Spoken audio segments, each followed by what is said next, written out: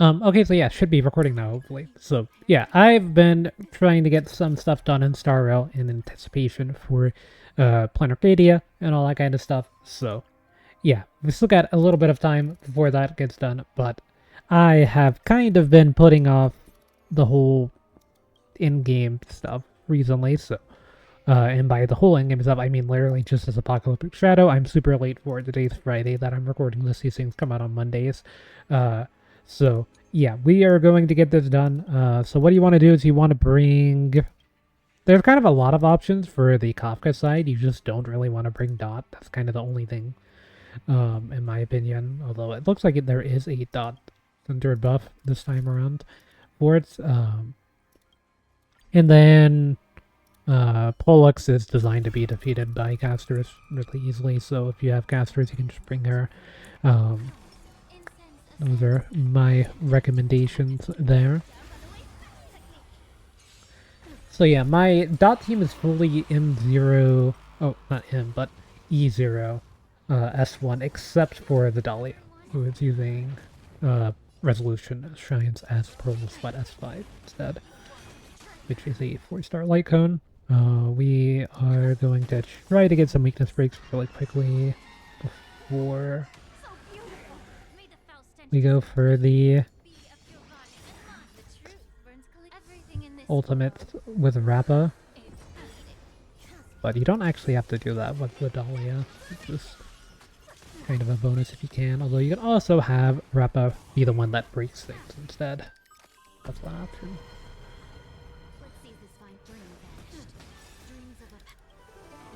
But yeah, the Dahlia makes it where you can deal super break damage even if the target's toughness bar is not fully decreased. So that's why you don't technically need to do that, but still get damage boost and stuff for having the toughness bar down.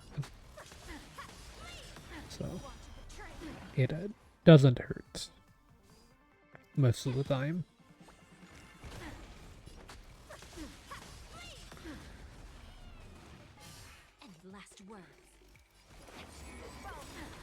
So yeah, this should be able to break the toughness bar here.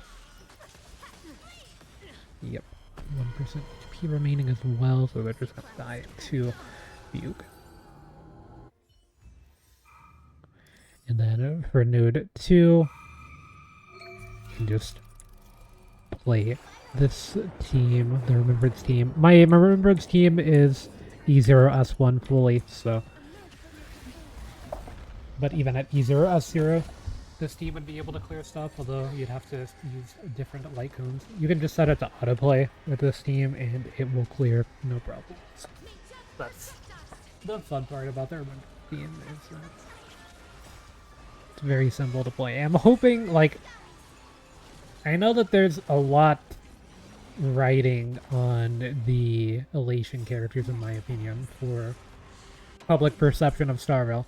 I'm hoping that they're a bit more in-depth with their mechanics than a lot of the teams have been. I know that this game only has like 3 buttons, so there's only like so much they can do, but like they've shown with certain characters that there's a lot that they can do. I think something like Dot is a really interesting playstyle as well. And a good utilization of like ways to have, or utilization of ways to like have mechanics that you can interact with that aren't just the individual buttons for things. So yeah, I don't know. I'm hoping that things go well, but I know that my perception of Star Rail as of late has definitely fallen a lot, and I'm someone that really likes Star Rail, so I know for the people that were already on the fence of Star Rail from all of the Euphoria stuff, they, like, a lot of people have kind of stopped, especially with this being a dead patch and a delayed patch and all that kind of stuff. There hasn't really been much going on. Rerun banners and stuff, not even a Rappa rerun for some reason. I don't know. Currency Wars has been fun, but even that's kind of solved, and there's not really too much to do whenever you've done everything in that, which I did a ton of videos on Currency Wars, so I've seen pretty much everything that the game has to offer. like game mode of Currency Wars, I mean. So yeah, I don't know. The game has a lot writing on the next patch. I'm hoping that things go well. I know that the game can still improve and stuff. There's not... Like, it's gonna be hard, I guess. But we'll see what happens with the next version. If you don't really care about the in-game stuff, I guess the game's fine. But, like, mostly in-game side of things, the game's kind of in a rough spot with power creep and all that kind of stuff that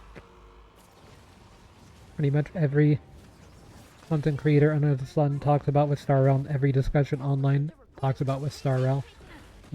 So, yeah. That's why I don't really talk about it that much, just because it's literally everywhere. Everyone's got their stuff on it, so I don't really know what I would add. I really thought that you would get your bar up in time, but that's fine. This should be good enough to do that. Really?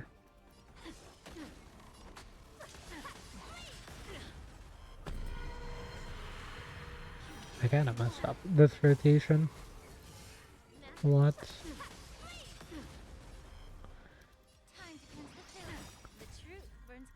I needed this bar to break. That way Raph could get ult back.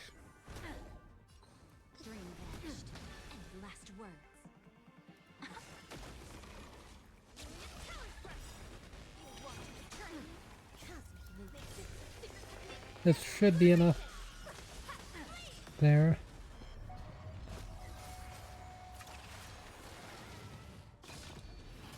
Yeah, the boss and the enemies do have a little bit more HP and damage for the 4th stage compared to the 3rd. And the whole point.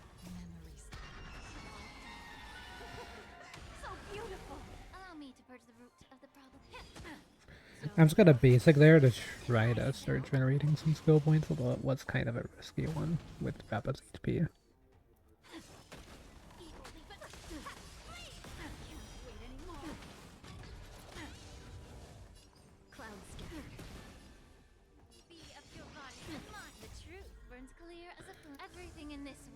Okay, this should get Theon to move, which, yeah, gets Rappa ult back after this.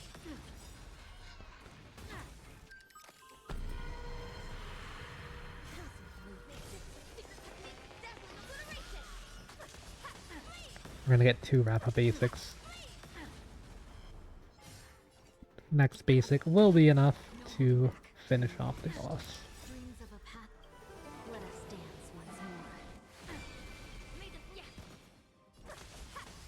Ultimate enhanced basic attacks.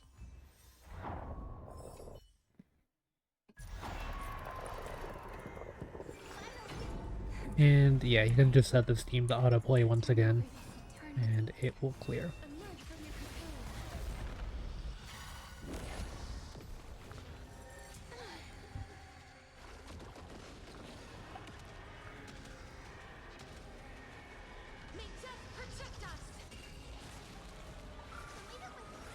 But yeah, the thing that I've always liked about Star Rail is just like I've always liked the characters in the story, not necessarily like the plot of the story, but the characters. I think that the game's strongest thing has been the way that they've written the characters and have interactions and stuff.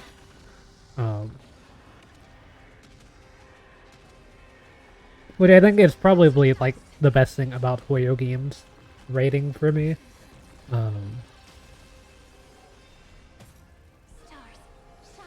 Why he still plays EDZ and Genshin, even though I think the Genshin story is pretty good plot-wise, and I think that it's improved with Not Cry. I think that's Natlan was a little rough, but I personally liked it because I like Mavlika's story. I know a lot of people don't like Mavlika's story. It kind of like, if you like Mavlika and you like her story, then I think that you have a much more favorable opinion of Natlan than the people that did not like that the story and stuff. But yeah, ZDZ's been kind of in a weird spot with the Yunhui Summit arc that it's been on for like the past year. It's kind of strange. It's kind of like Freerun for me, where like, or season 1 of Freerun, I haven't watched season 2 yet. But I like that in the beginning of Freerun, they were kind of traveling from place to place and going to all these things and seeing where Himmel had been and stuff. And then, like, the second half of Season 1 of Freerun, they just go to this one arena and they're all locked in there for, like, the remainder of the season and stuff. And good stuff happens, but, like, and cool stuff, but, like, it kind of killed the pacing of the story a lot for me. Which I still like Freeman, and I think it was a good show, but that was my biggest fault of that show, and I feel like that's kind of what ZZZ has done with the Yunhui Summit.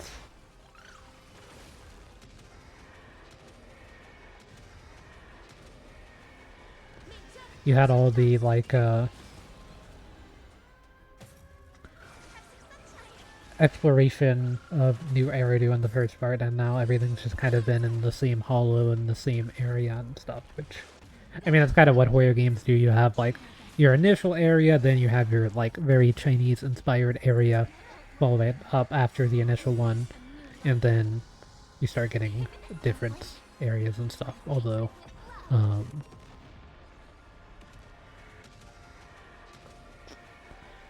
you've got Planarcadia, which is kind of a more Japanese-inspired area coming up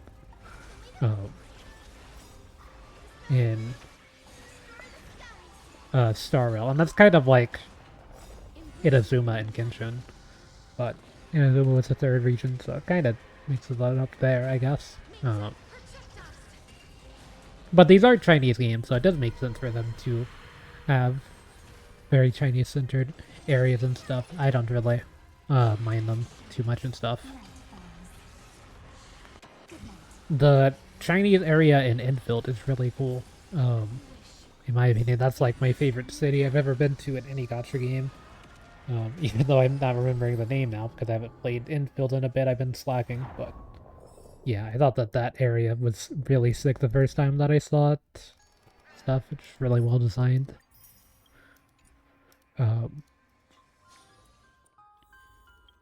But yeah, I don't know. That's kind of my thoughts on everything. We're gonna pull a Klaya really quickly because I'm like pretty close to Betty. So we will see. I have to win a 50-50 though. So I'm kind of hoping to lose it and then maybe we can pull Sparksy early. Whenever she releases. And last pull for now. But yeah, I'm like very close actually. It might not seem like it because I didn't get anything there, but I'm in the 70s, I think, now. This isn't fully updated, but I'm, like, much past this, so. I think I'm, like, early 70s at this point of pity, so. Should be popping soon.